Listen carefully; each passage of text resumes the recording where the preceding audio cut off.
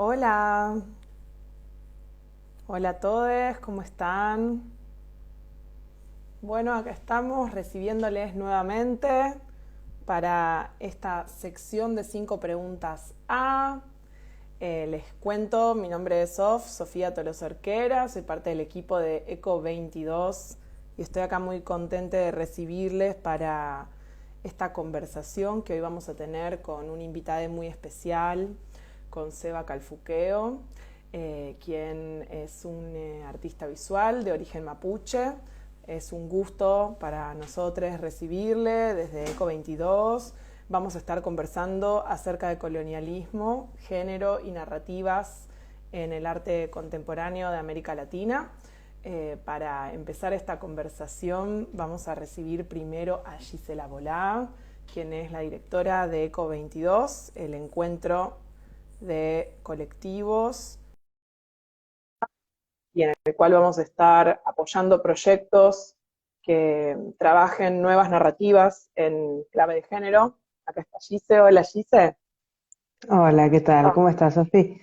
Bueno, hoy tenemos una entrevista muy esperada. Vamos a estar con Seba Fuqueo y realmente es bueno, una de las entrevistas que nos nutren y nos enriquecen para pensar este ECO 22, que bueno, en la semana pasada estuvimos haciendo un vivo especial para descartar algunas dudas y preguntas sobre lo que va a ser el ECO 22 de este año, esta cuarta edición, que se va a llamar De construir la mirada, narrativas visuales en clave de género, y en la que ya pueden entrar para ver las bases y condiciones en la página de Beast Project y donde pueden aplicar y bueno, y participar, por supuesto.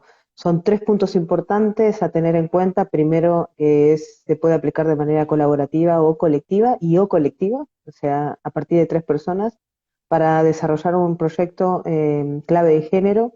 Y una vez seleccionadas, les 8 colectivos de personas que tengan proyectos que problematicen las cuestiones de género en América Latina, vamos a dar paso de bueno, brindarles una dotación económica de 5.000 euros, que ese es el premio de la beca para desarrollar el proyecto. Luego van a tener un ciclo de formación y tutorías con referentes a la fotografía latinoamericana para poder acompañar el desarrollo del proyecto.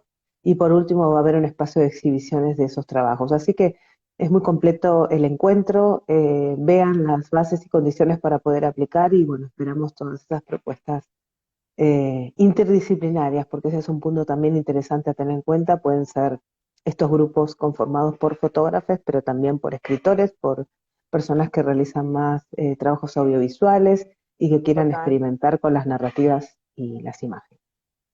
Ahí va. Bueno, antes de darle paso a nuestra invitada, agrego para quienes nos estén viendo que hay un vivo acerca de estas temáticas que está describiendo Gise, además de las bases y condiciones y de las preguntas frecuentes que pueden encontrar en la web de BIS. Si se meten acá en el Instagram de BIS Projects, también van a encontrar un vivo en el cual repasamos los puntos más importantes de la convocatoria y también, bueno, estuvimos hablando con Pietro Paolini, una conversación muy linda acerca de su experiencia en uno de los pasados ECO, ¿no? Encuentros de colectivos. Bueno, no queremos dar Así, más vueltas, porque acá tenemos a nuestra invitada, a quien vamos a buenísimo. recibir ahora. A ver si podemos ya dar con Seba. Veamos. Ahí está. Bueno, debería estar viéndose en cualquier momento. Para quienes se acaban de sumar, acá está. Ahí vamos. Hola, Hola, Mari Seba. Mari. ¿Cómo estás? Estoy muy bien, Hola, Seba. gracias. ¿Y ustedes qué tal? Muy Bien, muy bien. bien. Qué bueno. Felices, Felices felices de de hecho. recibirte. Sí, tuvimos unos problemas técnicos, pero ya todo solucionado. Todo, Bueno, aquí estamos. todo perfecto y muy felices de recibirte. Bueno, tenemos ganas de arrancar con las preguntas. Gise, ¿te parece si les punto yo? Sí, Sí, me bien, parece perfecto. buenísimo. Entonces, Seba, sabemos que uno de los temas que atraviesa tu obra tiene que ver con el colonialismo, ¿no?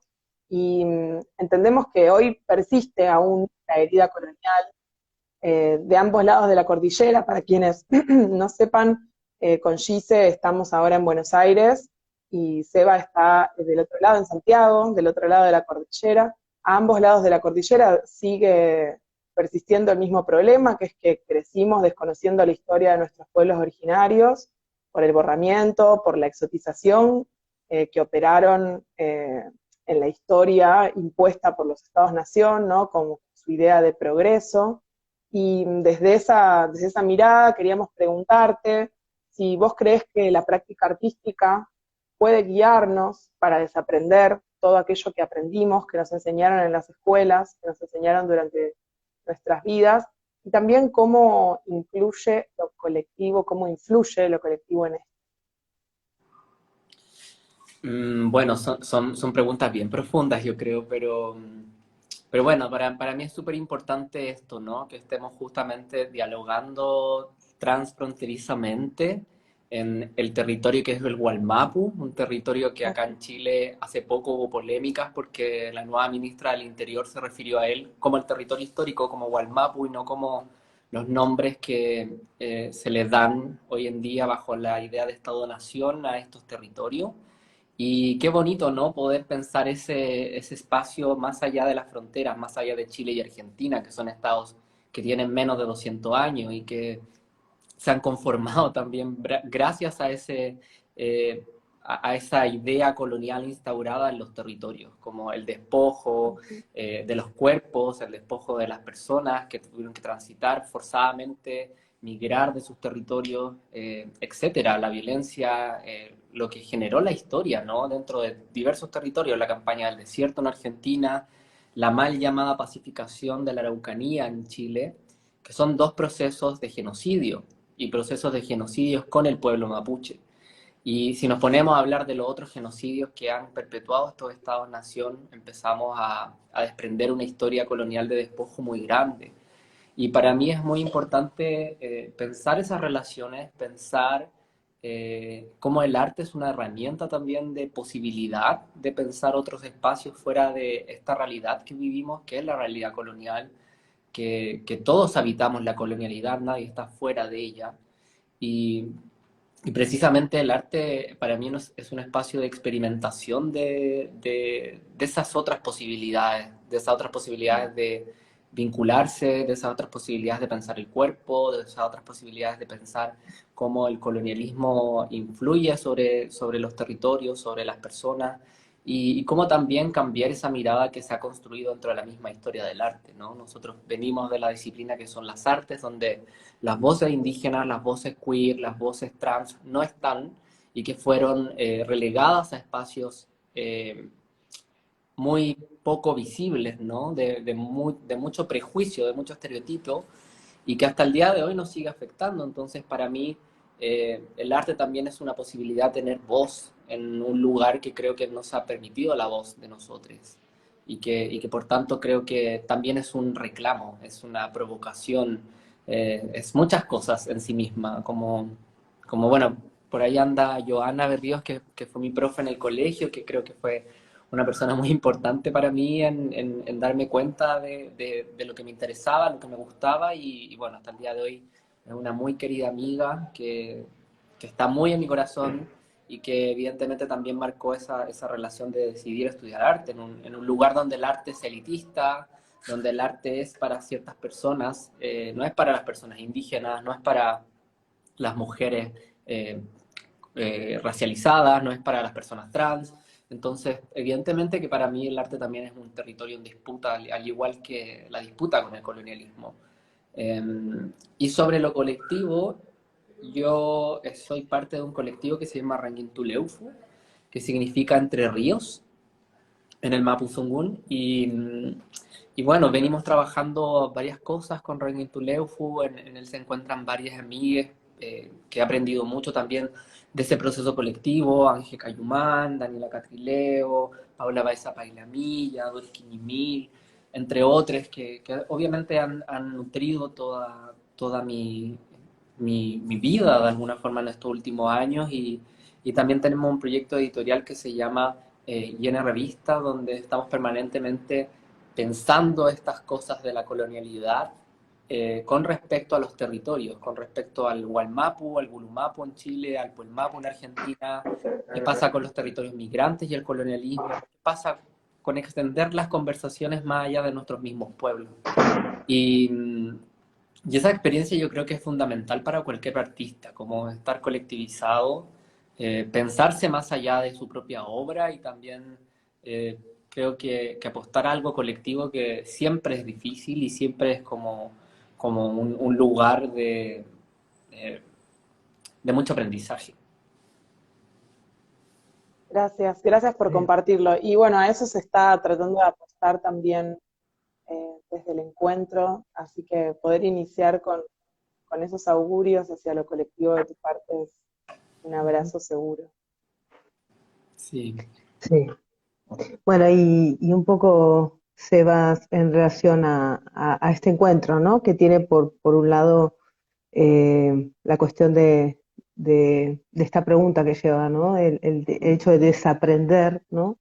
Es así como se llama el encuentro, ¿no? De construir la mirada, ¿no? Desaprenderla, de construirla para crear nuevas narrativas, y el lugar de la enunciación del que mencionabas está muy fuerte como eje también en este encuentro, que tiene en particular esta perspectiva de género, ¿no?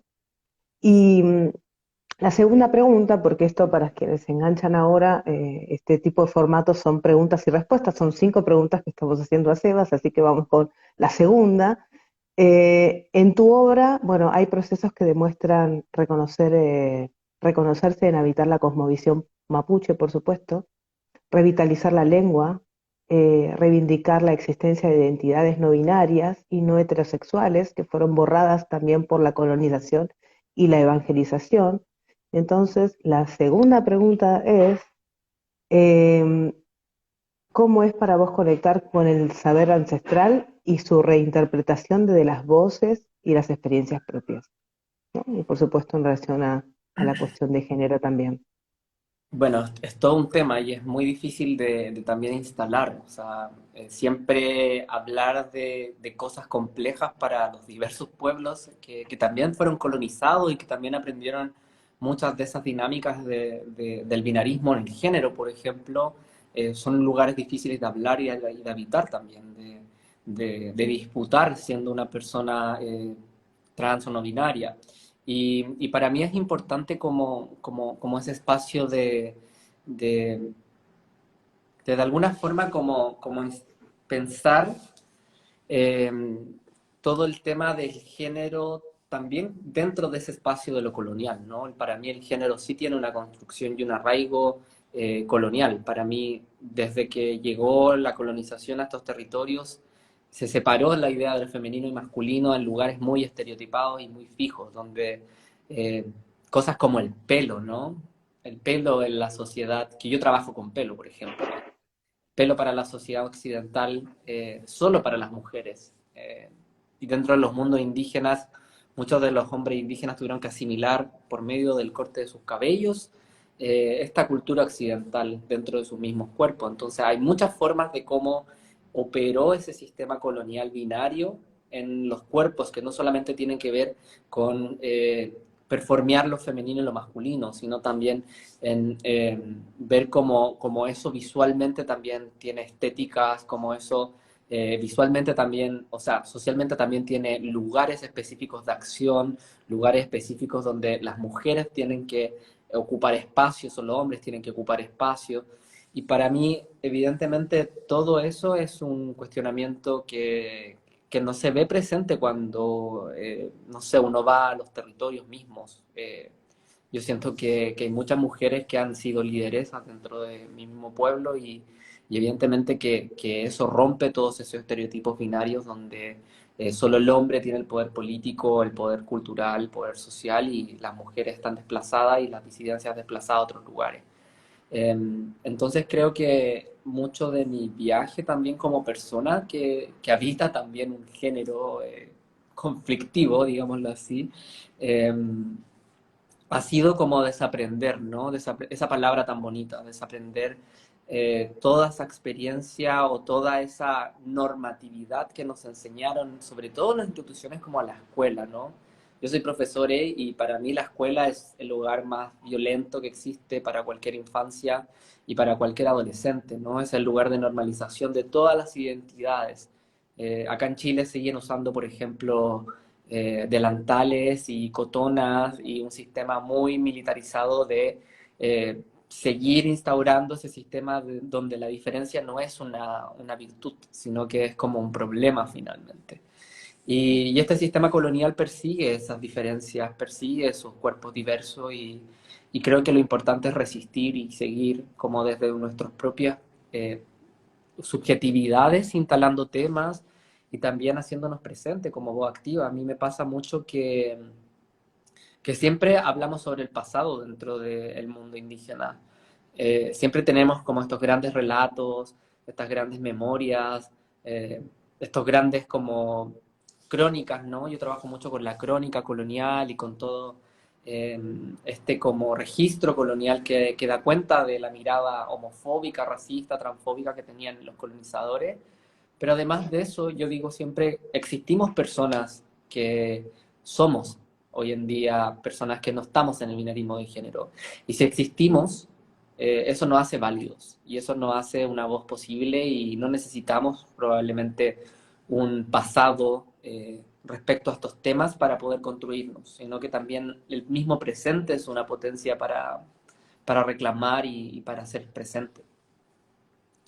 Y bueno, todo lo que tiene que ver con la escuela y desaprender es básicamente como que creo que es la tarea que todos tenemos que hacer como para encontrar nuestras propias individualidades y empezar también a saber quiénes somos, ¿no? En esta sociedad donde todo se norma, donde todo va hacia una dirección o dos, eh, de repente ir hacia un tercer lugar o cuarto, quinto, no sé, mil, puede ser una posibilidad y por qué no aprenderse y embarcar a eso.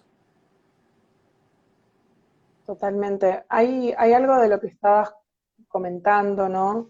En relación a, bueno, no habitar binarismos de género, que sabemos desde la colonización también fue tildado de antinatural, ¿no? Todo aquello no hegemónico, no normal, o sea, no normalizado, fue tildado de antinatural.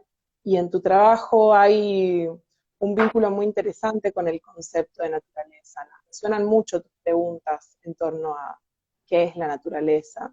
Y teniendo en cuenta esos grandes borramientos de la colonización, pero también teniendo en cuenta el terricidio que hoy en día se lleva a cabo por empresas neocoloniales, activistas en nuestros territorios, queríamos preguntarte, nuestra tercera pregunta, ¿cómo es para vos comprender la naturaleza descolonizadamente? Bueno, todas estas ideas de naturaleza son súper conflictivas, ¿no? Siempre han sido conflictivas para las personas queer, para las personas trans, para las personas travesti, no binarias. Siempre ha sido conflictiva porque la idea de natural siempre responde a la reproducción. Y no todas las personas eh, se reproducen, no todas las personas tienen como fin ese objetivo en la vida y creo que es importante también desplazar eso hacia otros lugares. Y creo que precisamente la naturaleza es una potencia no binaria, es una potencia que no responde a esta idea de femenino o masculino tan marcada bajo las lógicas de la reproducción. Y creo que para mí es muy importante encontrar esa parte de vínculo también con mi trabajo. Por eso creo que me embarqué en pensar la relación del agua, por ejemplo, con el género, el agua como una potencia de fluidez, como una potencia de adaptación a diversos espacios y también algo cíclico, ¿no? Algo que va constantemente cambiando y que va reformulándose de acuerdo a la experiencia también que está teniendo. Y así también me pasó con otros elementos, como por ejemplo dentro de mis últimos trabajos que produje en Curacautín, ayudado por mi querida amiga Diego Argote, que también nos está viendo acá, una gran, importante amiga de muy, muy temprana edad, de travestismos y demás.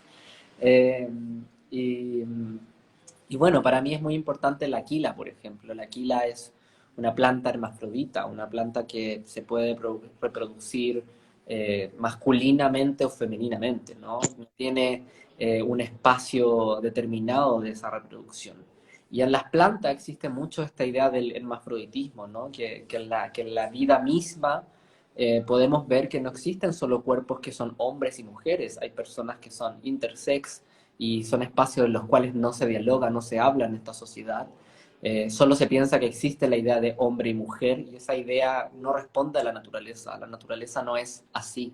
En la naturaleza también existen las personas intersex, en las plantas, el hermafroditismo, en los hongos, la reproducción en sí misma, sin la necesidad de masculino y femenino.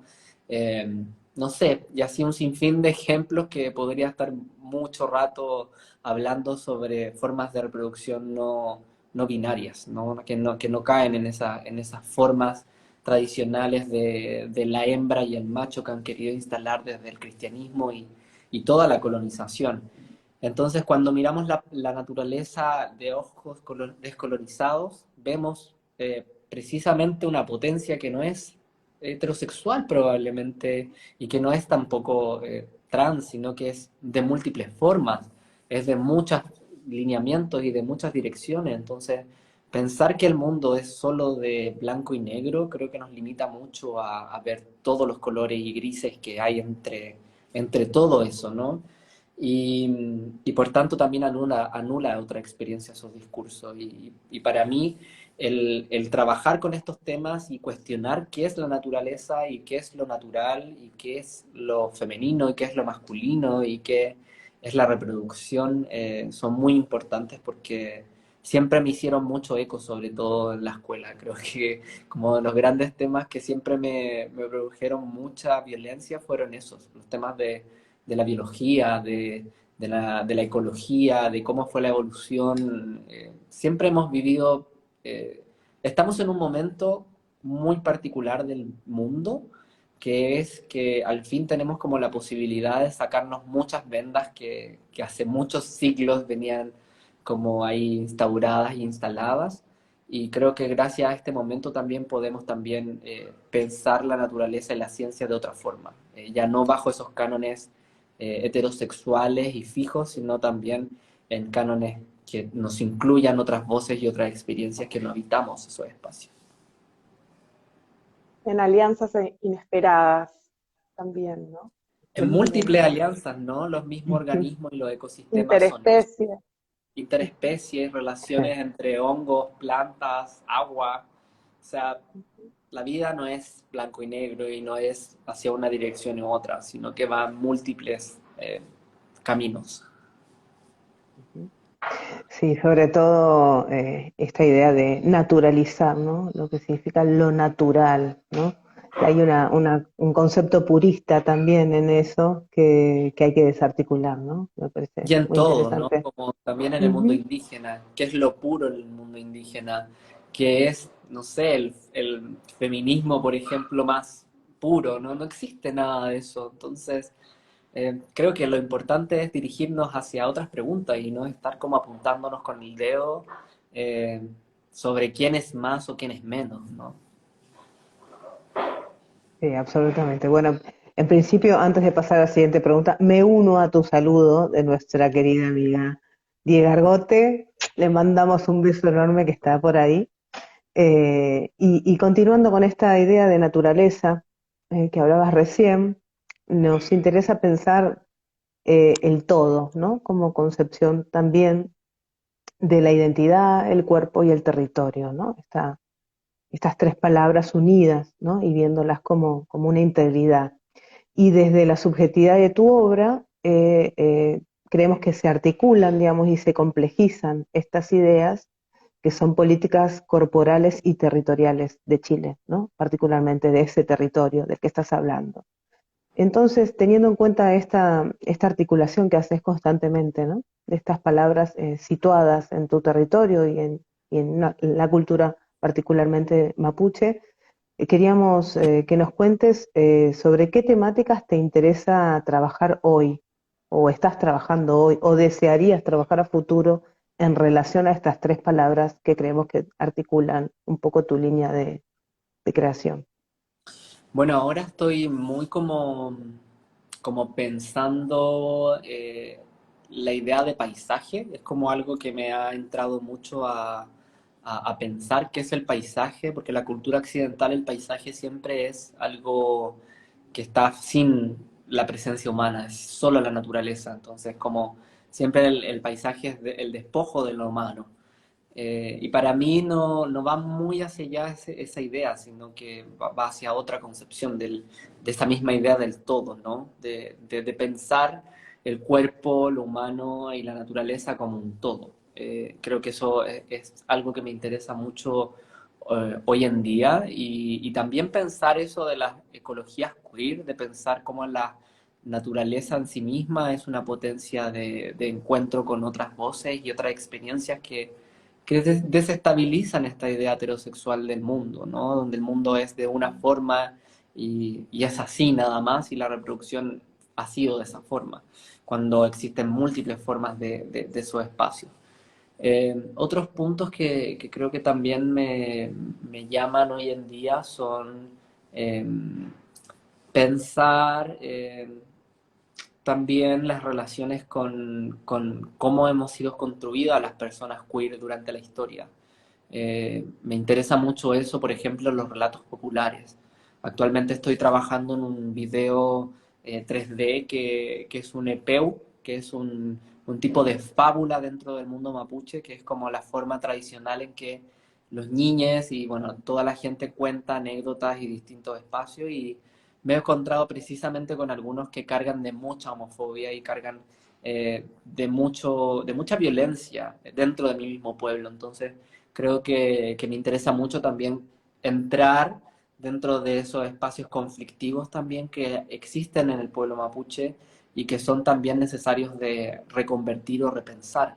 Desde un lugar súper humilde, ¿no? De pensar otras visualidades, otras estéticas.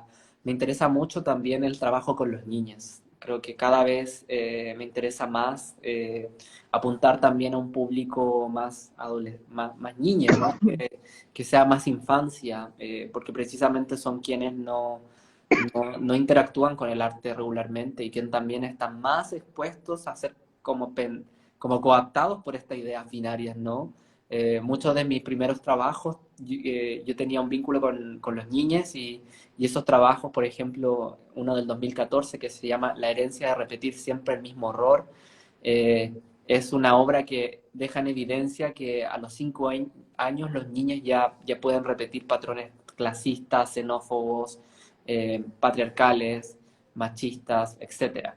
Y creo que las infancias necesitan también otras referencias que no sean las ideas de la heterosexualidad obligatoria, porque los niños siempre, siempre, siempre tienen potencias de poder hablar sobre su género, de poder hablar sobre su identidad, y para mí es muy importante romper con esos imaginarios tan estereotipados de lo femenino y lo masculino a tan temprana edad también.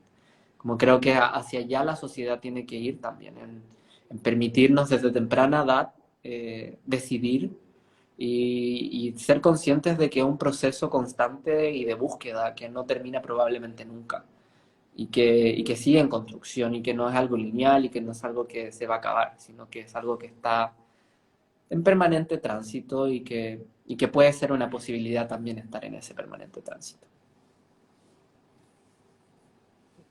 Bien, tenemos una última pregunta. Estamos llegando al final ya de este intercambio con Seba y ronda alrededor de esta idea de los imaginarios estereotipados, ¿no? Que nombrabas recién. Y en la necesidad que tenemos de crear nuevos imaginarios, crear nuevas imágenes, crear nuevos relatos.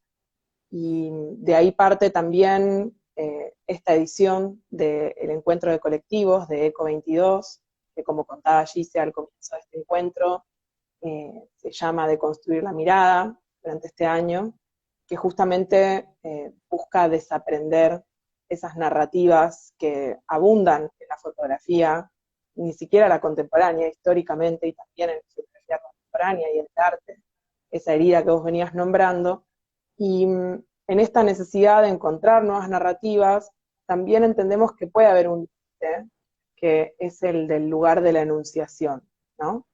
Entonces, para cerrar este encuentro, queríamos preguntarte si puede cualquier persona narrar cualquier. Yo creo que sí, cualquiera puede hablar de cualquier cosa, pero creo que es importante cuando se persiste en un tema saber desde dónde uno habla.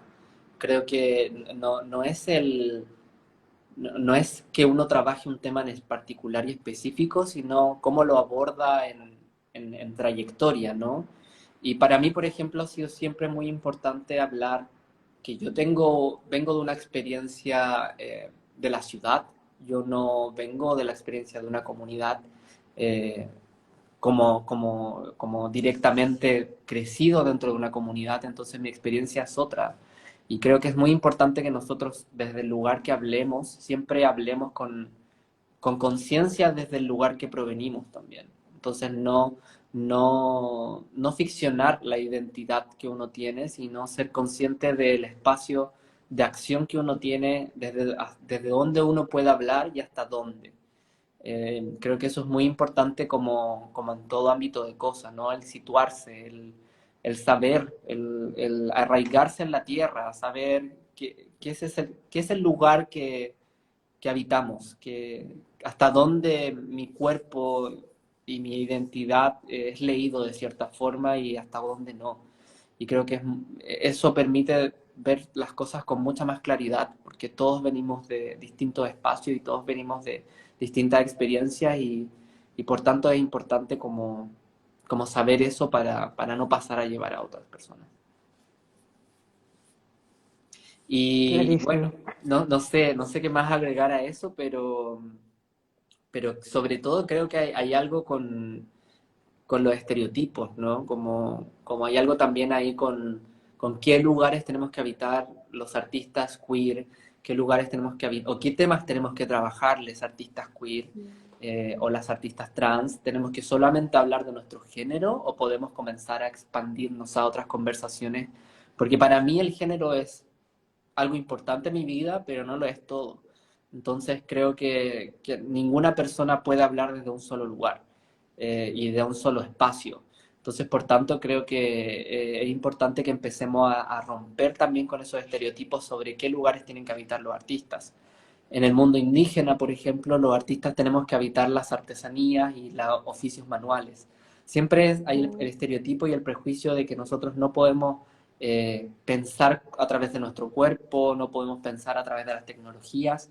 Y el mundo en el cual habitamos es un mundo que está cambiando constantemente y donde las personas estamos bombardeadas de estímulos todo el tiempo y por tanto nuestros intereses y también nuestras afinidades van cambiando constantemente y creo que por ello nosotros tenemos que comenzar a salir de esos espacios que son tan fijos dentro de la sociedad y todo lo que sigue replicando esa sociedad en nuestro cuerpo y también en los lugares de acción, hasta dónde mi voz se puede poner y hasta qué lugar mi, mi lugar me lo impide, no sé.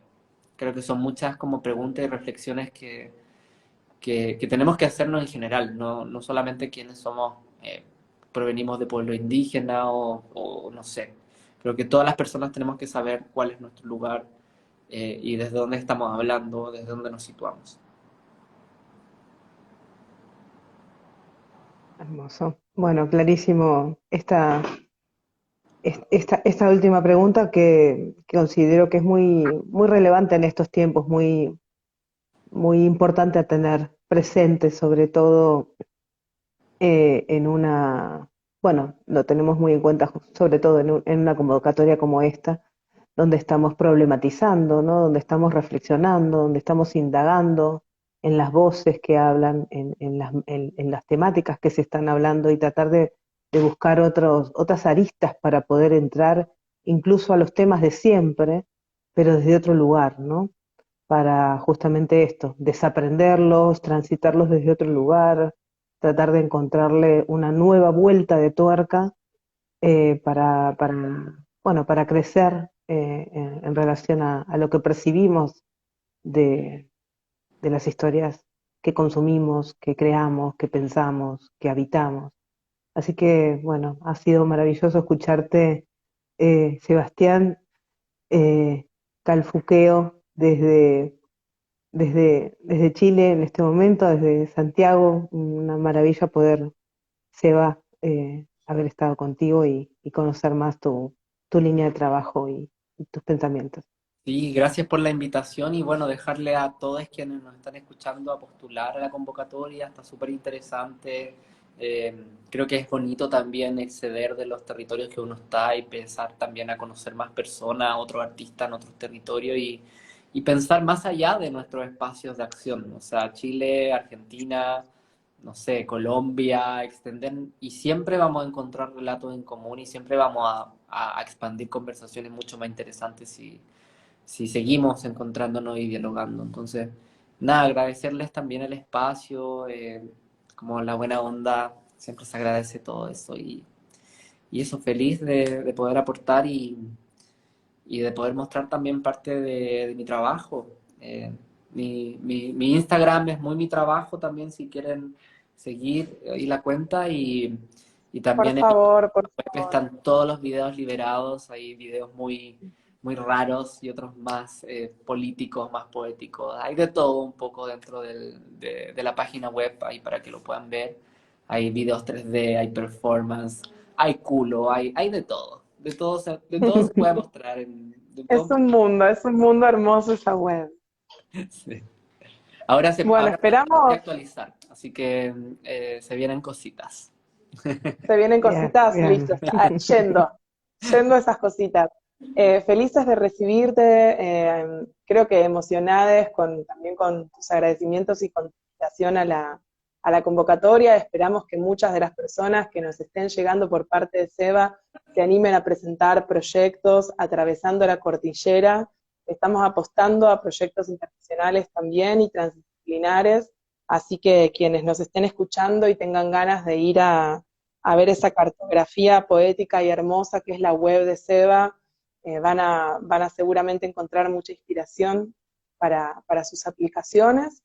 Y bueno, recordarles para quienes se unieron más tarde que esta conversación queda grabada, de manera que en unos minutos la van a poder encontrar en el feed de Beast Projects. Y bueno, quedar atentos desde el link en bio o desde la página web de Beast también a esta convocatoria a la cual les vamos a estar recibiendo con brazos abiertos. Sí, mi página web que me preguntan acá es Sí, www.sebastiancalfuqueo.com o si no, www.sebacalfuqueo.com. También con las dos pueden llegar al ahí link. va. Buenísimo. Nadie me dice Bueno, Sebastián en realidad, pero bueno, ay, sí, soy Seba. se va, pero la página hay doble página, muy Doble bien. página. Pronto se acabará Sebastián. Hay que decir. Adiós, Bueno, Sebastián. otro Hola, tema muy Seba. interesante, exactamente, el del cómo nos mencionamos, ¿no? Cómo nos nombramos, eso también es muy Sí, rico para importante. pensar. Nos quedamos con la idea del constante tránsito, de la constante transformación, ¿no? Hacia eso. Bueno, chicas, Excelente. muchos cariños. Bueno, Seba, un Chao, abrazo grande, muchísimas gracias por compartir con nosotros. chao, chao. Chao, gracias. Adiós.